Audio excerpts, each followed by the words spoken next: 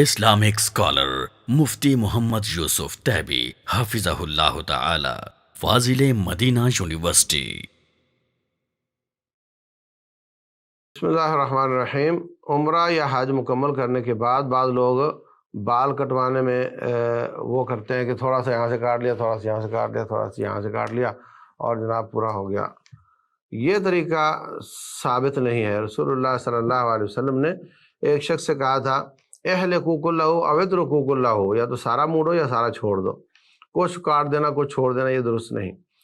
تو موڑنے والے کے لیے 3 دفعہ دعا کی ہے رسول اللہ صلی اللہ علیہ وسلم نے، رحم اللہ المحلقین، رحم اللہ المحلقین۔ اور جو کاٹنے والے ہیں، مشین پھیرنے والے ہوں یا کینچی والے ہوں، ان کے لیے ایک دفعہ دعا کی ہے رسول اللہ صلی اللہ علیہ وسلم نے۔ تو موڑ لینا زیادہ اچھا ہوتا ہے، کاٹنا بھی جائز ہے، لیکن وہ سارے سر کے بالوں کو کاٹا جائے۔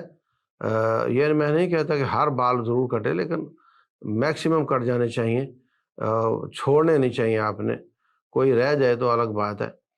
تو یہ تھوڑے کاٹنے والا طریقہ درست نہیں ہے، واللہ تعالی عالم۔ البتہ جو عورتیں ہیں ان کے بالوں کو جمع کر کے آخر سے 2 انچ 3 انچ کاٹ دیا جائے تو یہ ان کے لیے کافی ہو جاتا ہے، واللہ تعالی عالم۔